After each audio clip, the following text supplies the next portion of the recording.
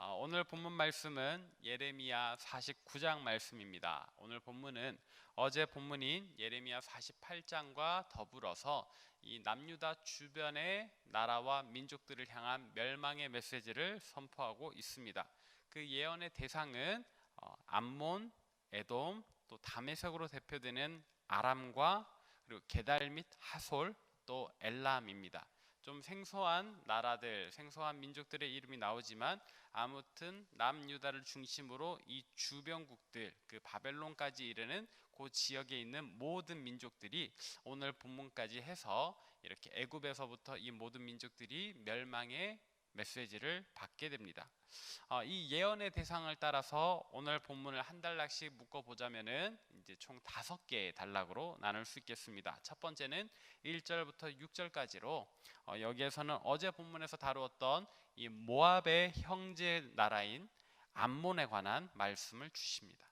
그리고 두 번째는 7절부터 22절까지로 이 부분에서는 야곱의 형이었던 에서의 후예들인 에돔 족속에 관한 말씀입니다. 세 번째는 23절부터 27절까지로 이 다메섹 도시를 이야기를 하는데 다메섹이 아람의 수도이기 때문에 이 아람 제국을 향한 하나님의 말씀이라고 보시면 되겠습니다.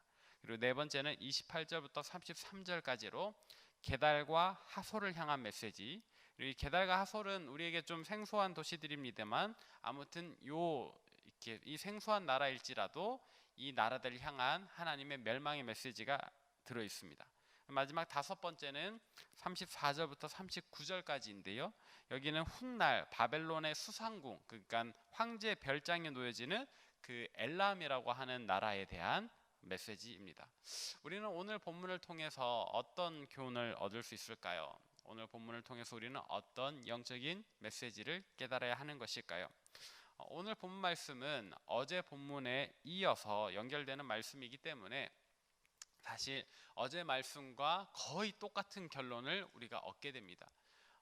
지지난주 토요일 애굽을 향한 메시지나 또 우리가 어제 그제 살펴보았던 이 모압과 다른 나라에 대한 메시지나 오늘 본문에서 살펴보는 이 5개 단락의 메시지 역시 이제 결론은 같습니다. 결론은 한 가지로 귀결됩니다. 그것은 무엇일까요? 여러분들 어제 말씀을 한번 떠올려 보십시오. 어제 우리가 모압을 함께 나누면서 모압에 대해서 무슨 이야기를 했었습니까? 이 모압 사람들은 자신들이 가지고 있는 이 천혜의 자연 환경을 가지고 훌륭한 방어 요새를 만들었다고 했습니다. 이 방어 요새는 뚫린 적이 없어요. 이전에 뚫린 적이 없어서 이후로도 우리가 침범을 당하지 않을 것이다. 지금까지 우리가 남의 밑에 들어간 적이 없는데 앞으로도 그럴 것이다. 이렇게 자만하는 마음이 있었거든요. 그리고 또 이 모압 사람들은 무엇을 든든하게 여겼습니까? 그들이 지금까지 섬겨왔던 그모스 신, 내가 나의 평안과 안위를 위해서 내 자식 새끼마저 불태워 죽이는 인신제사를 평생 드려왔는데 우리의 신이 나한테 받아간 자식이 몇 명인데 나를 지켜주지 않겠느냐 하는 그런 믿음이 있었거든요. 그러나 하나님께서 어제 본문에 나왔던 모압 자손들에게 대해서 뭐라고 말씀하십니까? 너희의 그 방어 요새가 아무 소용이 없다. 너희가 섬긴다 하는 그 그모스 신은 너희와 함께 바벨론의 포로로 잡혀갈 거다. 너희가 섬겼던 신이 내가 보내는 인간 바벨론 군대에게 포로로 잡혀갈 거다라고 이야기를 하시죠. 그래서 제가 어제 전했던 말씀의 제목을 붙여볼 때 이렇게 붙여보았습니다. 우리가 진짜 든든하게 여겨야 할 것들이라고요. 모압 사람들은 자기들이 만들어 놓은 방어 요새, 또 그동안에 침범당한 적이 없던 역사, 그리고 그들이 섬기는 신을 가지고서 든든하게 여기는 거예요. 우리에게 이런 요새가 있다, 우리에게 이런 역사가 있다, 우리에게 이런 신이 있다, 그러니까 우리는 평안할 것이다 하면서 든든하게 여겼단 말이죠. 오늘 본문 말씀에 나오는 이 5개 단락의 민족들과 도시들도 어제 본문에 나왔던 모압과 같은 마음가짐이 있습니다. 그것은 무엇인가 살펴보자면 먼저는 이 암몬 자손들에 대한 이야기를 해볼게요. 암몬 자손들은 모압과 형제 국가입니다. 아브라함의 조카 롯의 그 큰 딸에게서 난 자손, 그리고 또 작은 딸에게서 난 자손, 이 둘이 모압과 암몬을 이루는데요. 여러 가지 면에서 닮아 있습니다. 항상 둘이 붙어 다녔고 항상 둘이서만 친했습니다. 그러다 보니까 이 그모스라고 하는 신, 어제 살펴보았던 이 모압 자손들의 신을 이 암몬 자손들도 섬깁니다. 다만 이름은 좀 다르게 불러요. 오늘 본문 중에 밀곰이라고 하는 표현을 쓰는데 그 밀곰이라고 하는 말이 그모스 신의 그 똑같은 이름입니다. 그러니까 암몬에서는 그모스라고 부르고 모압에서는 그모스라고 부르고 암몬에서는 밀곰이라고 부르는 거예요. 근데 같은 신이에요. 그러면 어떤 행태를 했겠어요? 이 암몬 자손들도 자식을 태워 죽였다는 거예요. 그러면서 자기들의 이 든든히 여길 만한 것으로 우리의 신이 우리 자식을 데려갔으니까 나는 지켜줄 거다는 그런 믿음을 가지고 있습니다. 그리고 또 이 암몬 자손들도 어떤 자연적인 요건을 가지고 있는가? 오늘 본 말씀 4절에 보니까 이런 표현이 있어요. 화면에 제가 밑줄을 쳐드렸는데요. 자, 4절에 보니까 패역한 딸아 어찌하여 골짜기 곧 내 흐르는 골짜기를 자랑하느냐, 또 네가 어찌하여 재물을 의지하여 말하느냐, 이렇게 얘기를 해요. 흐르는 골짜기는 뭘까요? 그러니까 이들이 살고 있는 이 도시를, 이 나라를 아주 깊은 골짜기가 이렇게 흐르고 있다는 거예요. 모압과 암몬 역시 산지에 머물고 있었거든요. 우리 어제 살펴보았던 모압은 높은 데 있어서 이렇게 적군이 접근하기 어렵다. 그리고 이 암몬은 골짜기가 있어서 마찬가지로 적군이 이 골짜기를 지나서야 자기들에게 올 수 있으니까 이 흐르는 골짜기 덕분에 우리는 평안히 지낼 수 있다라고 생각을 했거든요. 그들이 살고 있는 지형적인 이점을 가지고서 아주 든든하게 여기고 있다라는 말입니다. 그리고 또 오늘 본문에 이 4절에 보니까 어떤 표현이 있어요? 네가 어찌하여 재물을 의지하느냐, 재물을 의뢰하느냐. 예, 암몬 자손들은 꽤나 부자였던 것 같습니다. 그래서 때때로는 이 흐르는 골짜기를 넘어올 수 있는 강력한 적들을 괜찮아, 돈 주면 되지, 뇌물을 주자, 그렇게 해서 그냥 화치를 맺어버리자, 이게 그들의 방식이었던 거예요. 자, 그렇게 보니까 이렇게 생각할 수 있는 거죠. 재물 많이 가진 사람들은 아무래도 재물이 없는 사람보다는 믿는 구석이 있지 않겠어요? 근데 하나님께서 꼬집어서 이야기를 하는 겁니다. 너의 그 많은 돈이 아무 소용이 없다. 내가 보내는 바벨론 군대는 그런 거에 관심이 없다. 오로지 너를 멸망시키기만 할 것이다.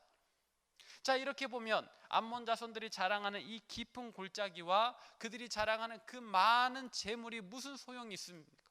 그들의 인생에 이 재물은, 이 자연 환경은 아무 소용이 없게 되는 거예요. 그러면 그들이 든든하게 여겼던 이것은 아무 효험이 없게 되는 겁니다. 그럼 이 암몬 자손은 이제 어떻게 해야 됩니까? 멸망당하는 수밖에 없죠. 이어지는 두 번째 에돔 족속에 관한 이야기도 마찬가지입니다. 이 에돔 족속은 무엇을 의지하였던가? 16절에 보니까 이런 표현이 있어요. 바위 틈에 살며 산 꼭대기를 점령한 자다. 스스로 두려운 자인 줄로 여긴다. 그렇게 그 마음이 교만한 자들이다 라고 얘기를 해요. 여러분, 에돔 족속이 어떤 사람들인지 이미 잘 알고 계시죠? 에돔 족속의 시작은 어디에 있습니까? 야곱의 형인 에서에게서. 에서의 후예들이 에돔 족속입니다. 여러분, 에서는 어떤 사람이었습니까? 뛰어난 사냥꾼이었습니다. 모든 축복을 동생 야곱이 가져가 버리고 나서 이삭이 에서를 축복할 때 뭐라고 했습니까? 너는 칼을 믿고 살고 칼을 의지하며 살 것이다. 그런 축복을 했어요. 그 축복 그대로, 물론 이게 좀 축복이라기보다는 저주에 가까운 말인데 어쨌든 그 표현 그대로 에돔 족속들은 굉장히 싸움을 잘하는 사람들이었습니다. 그래서 스스로 바위 틈에 산다. 이들이 사는 지형이 굉장히 험한 줄령인 거예요.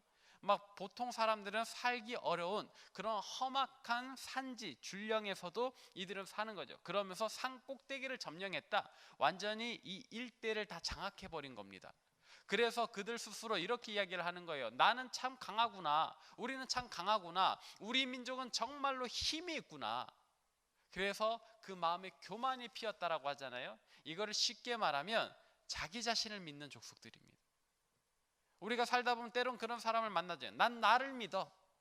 내가 가지고 있는 지식, 내가 가지고 있는 어떤 순발력, 내가 가지고 있는 어떤 능력, 사실은 하나님께서 주신 달란트임에도 불구하고 그걸 하나님 주신 것으로 여기지 않고 나의 힘, 나의 능력, 내 것이라고 여기며 나는 참 대단해, 난 나를 믿는다는 그런 부류인 거죠. 그러나 아니, 신도 포로로 끌려가는 마당에 어찌 인간인 자기를 스스로 높일 수 있단 말입니까? 이 에돔 족속 역시도 자기를 믿는다, 자기를 의지한다, 나 자신을 든든하게 여긴다 하지만은 그들의 멸망은 어떻게 됩니까? 곧 그들의 마지막은 곧 멸망하게 됩니다. 그들의 멸망은 곧 다가옵니다. 계속해서 다메섹으로 대표되는 아람 역시 마찬가지입니다. 25절에 보니까 찬송의 성읍, 나의 즐거운 성읍이라는 표현이 있어요. 그러니까 하나님께서 마치 다메섹을 이 도시는 찬송의 성읍이다, 내가 즐거워하는 도시다 라고 얘기하는 것 같은 그런 표현이 있는데 이것은 우리가 좀 이렇게 조심히 읽어야 됩니다. 이것은 하나님께서 다메섹을 그렇게 여긴다라고 하는 것이 아니고요, 이 다메섹 도시가 그 당시에 가지고 있던 별명인 거예요. 그러니까 오늘날로 치면 안동을 양반도시라고 부르는 것과 마찬가지인 거죠. 그러니까 뭐 서울을 대한민국의 심장이다 이렇게 부르는 것과 마찬가지인 겁니다. 그러니까 다메섹이라고 하는 도시를 그 당시 사람들이 참 아름다운 도시다, 칭송할 만한 도시다라고 얘기를 하는 거예요. 그러니까 이 다메섹은 뛰어난 문명, 찬란한 어떤 문화의 도시인 거예요. 근데 그런 것들이 이 다메섹의 자랑인데 그게 무슨 소용이 있냐 이 얘기를 하는 거예요. 곧 바벨론 군대가 와서 이 아람 제국을 멸망시켜 버릴 텐데 이 다메섹의 그 찬란한 왕궁과 여러 가지 문화 문명들을 곧 싸그리 폐허로 만들어 버릴 건데, 그러니까 이 아람 제국이 정말 자랑스럽게 여겼던 것, 든든하게 여겼던 그들의 문명, 문화, 이 다메섹이라고 하는 도시도 곧 없어진다는 거죠. 뭐 하솔과 게달 마찬가지 이야기를 하고요, 제일 마지막에 나오는 엘람도 그렇습니다. 이 엘람이라고 하는 것도 좀 낯서신데 혹시 여러분들이 성경을 많이 읽으신 분들은 기억하실 겁니다. 바벨론 제국에 이 수산궁이라고 하는 게 있어요. 수산궁에 누가 있었죠? 네, 여러분 성경을 우리가 곧 읽기 때문에 그때 가서 다시 말씀드리겠습니다. 아무튼 이 수상궁이라고 하는 것은 바벨론 황제의 별장이 되는 곳이에요. 이 엘람이 그 지역입니다. 근데 여기에서는 오늘 본문에 보니까 그들이 활로 대표되는 어떤 군대를 자랑했던 것 같아요. 그러나 그들의 자랑스러운 활을 하나님께서 어떻게 해요? 엘람의 으뜸가는 활을 곧 꺾어버리신다. 그러니까 엘람이라고 하는 나라는 그들의 뛰어난 군대를 자랑스러워했고 그들의 뛰어난 군대로 든든하게 여기고 있었지만, 그러나 이 모든 것이 다 아무 효험 없이 끝장나 버린다라는 이야기입니다. 자, 우리가 어제 본문도 오늘 본문에 이어서 우리가 든든하게 여겨야 할 것, 진짜 든든하게 여겨야 할 것은 무엇인가 라는 이야기를 하고 있는데요, 그래서 어제 본문의 제목을 제가 진짜 든든하게 여겨야 할 것 1편, 오늘은 진짜 든든하게 여겨야 할 것 2편으로 제목을 붙여보았습니다. 근데 결론은 같아요. 우리가 가지고 있는 모든 인간적인 면, 자연 환경, 우리가 읽어놓은 어떤 업적, 뛰어난 군대, 뭐 가지고 있는 많은 돈, 심지어 스스로 뛰어나다라고 여기는 나 자신조차도 우리가 이 땅에 살면서 든든하게 여길 만한 것이 못 됩니다. 그럼 우리가 진짜 든든하게 여겨야 할 것은 무엇일까요? 딱 한 분밖에 없어요. 우리 하나님.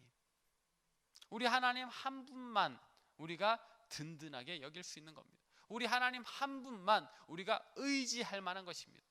그렇다면 이제 우리가 하나님을 의지하고 우리 하나님을 든든하게 여겨야 되는데, 하나님을 의지한다, 하나님을 든든하게 여긴다라고 하는 그 믿음의 행위를 우리가 어떻게 나타낼 수 있을까요?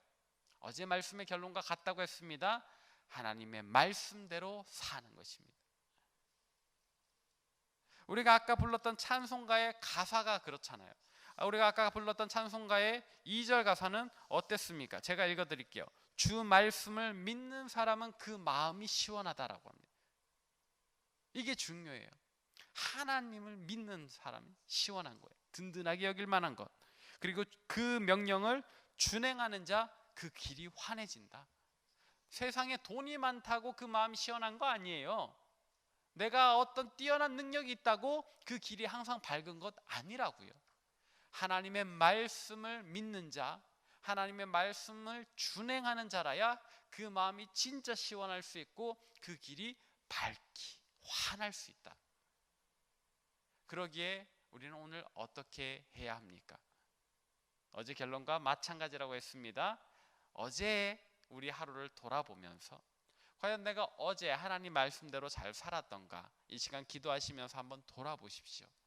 여러분들이 어제 누구를 만났는가, 어떤 일을 했는가 하나하나 떠올려 보시면서 정말 나는 그 순간에 그때의 하나님의 말씀대로 말하고 행동했는가 돌아보시고, 또 이제 오늘 하루를 생각하시면서 내가 오늘 어떤 일을 해야 하는가, 누구를 만나야 하는가 떠올리실 때 그때 나는 어떻게 하는 것이 하나님 말씀대로 사는 것일까? 이 시간에 기도하면서 준비하시길 바랍니다. 기도하면서 미리 준비하셔야 돼요. 그러면서 하나님, 내가 이따가 이런 일을 할 텐데, 이런 사람을 만날 텐데 어떻게 해야 합니까? 물으시고 하나님 주시는 음성, 또 읽게 하시는 성경 구절을 따라서 살 수 있도록 하나님 지혜를 주십시오, 능력 주십시오, 용기 주십시오라고 기도하셔야 되는 겁니다. 오늘 우리의 기도 제목은 그래야 합니다. 말씀을 정리하도록 하겠습니다. 어제 본문에 이어서 오늘 본문까지도 우리는 세상의 많은 것들을 든든하게 여길 수 있지만 세상의 그 어떤 것도 진짜 우리 마음을 시원케 할, 진짜 우리의 미래를 밝혀줄 그런 든든히 여길 만한 것은 없습니다. 오직 우리 하나님만이 우리가 든든하게 여길 만한 분이시며, 우리 하나님을 든든하게 여긴다, 의지한다라고 하는 것은 그 말씀을 준행하는 것으로 나타납니다. 하나님 말씀대로 사는 저와 여러분 되시길 바랍니다. 그리하여 참으로 우리 마음이 시원하고 우리 앞길이 밝아지기를 소망합니다. 기도하겠습니다. 살아계시고 역사하시는 아버지 하나님, 은혜를 감사합니다. 오늘 이 새벽에도 우리를 택하시고 불러주시니 우리가 주님 앞에 나와 주의 말씀을 듣습니다. 하나님, 우리가 어제 이어 오늘도 세상의 것들을 의지하고 그런 것들을 든든하게 여겼던 족속의 마지막이 어떠하게 될런지를 봅니다. 하나님, 우리는 그들과 다르게 오직 하나님 한 분만 의지하며 살게 도와주옵소서. 그리고 주님의 말씀으로 우리 마음을 시원케 하고 주의 말씀을 준행하여 우리 앞길 밝아지길 원하오니 주여, 우리로 참으로 주님 말씀대로 살아가는 자들 다 되게 도와주옵소서. 예수님의 이름으로 기도합니다. 아멘. 이제 축도하겠습니다. 이제는 우리 주 예수 그리스도의 은혜와 하나님의 지극하신 사랑과 성령의 위로하심이 어제를 돌아보며 또 오늘 하루를 미리 기도로 준비하여 참으로 하나님의 말씀대로 살고자 다짐하고 결단하는 이 자리에 모인 모든 주의 백성들 머리 위에, 또 세계 각지에서 목숨 걸고 사역하시는 선교사님들 그 가정과 사역 위에, 그리고 코로나19로 아파하고 신음하는 우리 조국 대한민국과 저 북녘 땅과 온 세계와 열방 위에 이제로부터 영원토록 함께하옵시기를 간절히 축원하옵나이다. 아멘.